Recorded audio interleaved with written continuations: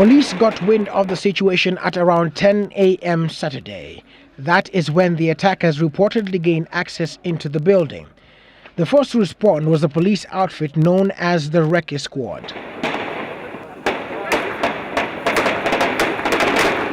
But by the mere sound of the guns, it immediately emerged that these were sophisticated weapons that required sophisticated weaponry. And so the Kenya Defence Forces, drawn from different parts of the country, were called to the scene. At around 1 p.m., the special unit of the Kenya Defence Forces was in the mall. By this time, the terrorists had taken charge of all the floors of the Westgate Mall. Sources told Citizen Television that the terrorists were not entirely from the Somalia-based Al-Shabaab militia outfit, but a gang of more than 25 drawn from different nationalities and who were linked to terror outfit Al-Qaeda. The first phase of the operation required accuracy, and as such, the special unit of the KDF, headed by a commander reporting directly to the Chief of Defence Forces General Julius Karangi, began operations to pacify the floors and rescue the hostages. A military source told Citizen Television that the situation was complex because of the hostages, and as such, the team that was in Westgate was one specialized in house clearance, a method of eliminating the enemy while saving the maximum number of hostages. Then came Phase 2 of the operation. The military special forces unit began carrying out surveillance and satellite imaging of the premises from above, even as they studied the schematics. It was then that it was established that most of the terrorists were holed up in a strong room on the 4th floor with hostages, even as the terrorists took turns patrolling the building, especially at night. The strong room door was blown open by what we were told was heavy artillery. The building had several vents, allowing the hostages to use them as escape routes, but the terrorists also used them to do rounds in the building. And then this happened. This was, according to sources, smoke coming from the generator room.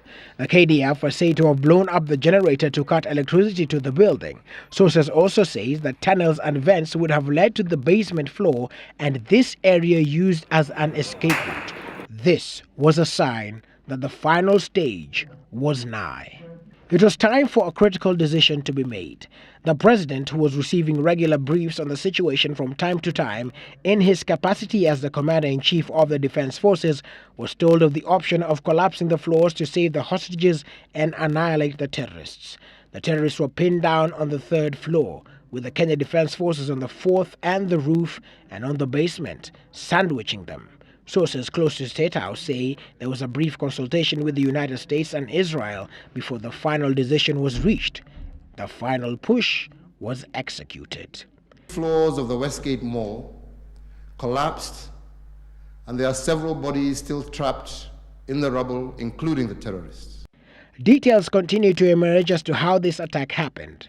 Shocking details that the terrorists have been in the country for over 1 year as they planned the execution of the Westgate Mall attack. According to credible sources close to Citizen Television, some of the terrorists had already gained access into the country late last year, while the rest came in between January and June this year. Upon arrival, all the suspects rented houses in Westlands near the mall, some as close as a walking distance. Just 6 months ago, they rented a shop in the building masquerading as mobile phone sellers, and it's from here that their plans to terrorize the capital city began.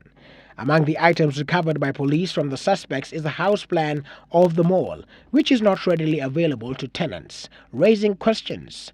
Did money exchange hands for the suspects to get the plan? The weaponry that was in the building was from a room they had converted into an armory, slowly getting the weapons inside. For now, the building remains under the care of the Kenya Defence Forces as experts comb through some of the CCTV footage to aid in the investigations. Willis Raburu, Citizen TV, Nairobi.